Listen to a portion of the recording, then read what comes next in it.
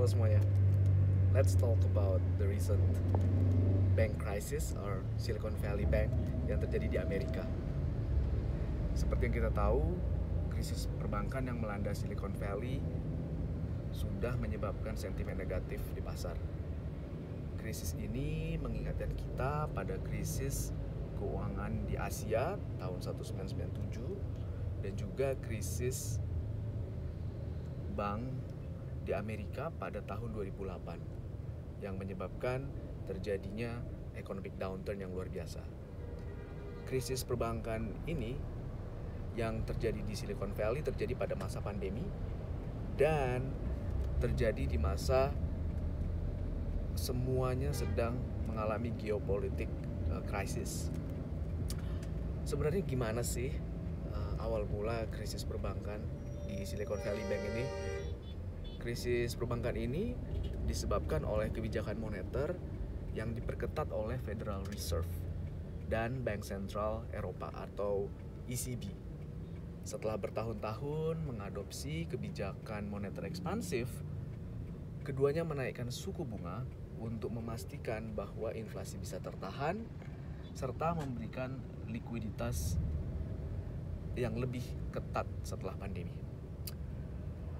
Bank seperti Silicon Valley Bank menggunakan deposito jangka pendek untuk investasi jangka panjang. Ketika suku bunga naik, pendapatan dari investasi yang mereka lakukan di deposito bisa lebih rendah daripada investasi jangka panjang mereka. Hal ini mengakibatkan modal bank terkena dampaknya. Dalam kasus ekstrim, bank-bank bisa mengalami kegagalan untuk membayar uang depositonya. Sebenarnya bank yang sehat pun bisa gagal jika terjadi bank run, yaitu ketika deposan panik dan mencoba menarik akun banknya. Tapi bank run ini sudah banyak diteliti para ahli dan dapat dicegah dengan cara beberapa. Ada 3 sebenarnya. Yang pertama, menjaga modal yang cukup dari bank.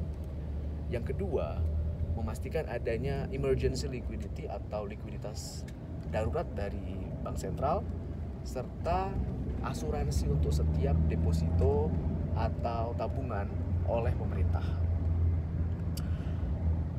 Masalahnya ketiga mekanisme itu gagal mencegah kegagalan SVB. Pertama, SVB membiarkan neraca keuangannya terganggu sehingga perekonomian atau modalnya rusak. Yang kedua, pengambil keputusan di Amerika Serikat menutup Silicon Valley Bank dan tidak melakukan tidak mengirimkan likuiditas darurat. Tapi kita juga bisa lihat di poin ketiga, di mana asuransi deposito atau asuransi tabungan di Amerika Serikat ternyata tidak cukup untuk menghentikan bank run oleh deposan-deposan yang besar seperti korporat. Pertanyaannya, apakah kegagalan Silicon Valley Bank menjadi awal krisis bank yang lebih luas? Kenaikan suku bunga pasar oleh Fed dan EOB juga mengganggu bank-bank lain di luar Silicon Valley Bank. Bank run di masa depan bisa dicegah jika bank sentral memberikan likuiditas yang cukup. Namun, pemberian likuiditas darurat ini mengurangi upaya bank sentral untuk mengendalikan inflasi. Bank sentral harus menaikkan suku bunga dan harus juga melakukan penyediaan likuidasi darurat. Hal ini bila tidak dilakukan akan menyebabkan kondisi stagflasi di Amerika dan Eropa dan mungkin juga resesi.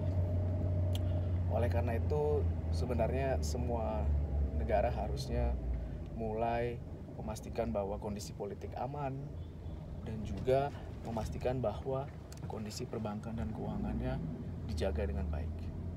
Jadi, jangan main-main dengan adanya bank kecil tapi menyebabkan panik, karena panik ini bisa menyebar. Percayalah bahwa mencegah lebih baik dari mengobati. Hal ini juga penting di perbankan atau ekonomi Indonesia sekarang ini. Pastikan semua bank memiliki modal yang cukup. Pastikan bank sentral siap untuk melakukan likuiditas darurat. Dan juga pastikan yang paling penting adalah untuk memastikan LPS bisa menjamin ketenangan masyarakat untuk menyimpan tabungannya di bank. Mungkin sekian dulu dari saya terkait analisa perbankan krisis yang diperkirakan bisa terjadi beberapa saat ini. Jangan lupa baca artikel dari Jeffrey Sachs tentang analisis krisis bank ini, dan juga mulai baca-baca mengenai risiko-risiko yang dihadapi bank dalam operasional sehari-harinya. Mudah-mudahan dengan demikian teman-teman jadi tahu tentang bagaimana suatu pemerintah harus berjaga-jaga dan bereaksi ketika ada glitch atau kegagalan pasar, dan memastikan intervensi yang diberikan cukup dan mengobati, bukan malah memperburuk keadaan. Begitu teman-teman, sampai jumpa lagi di topik-topik yang menarik berikutnya. Ciao.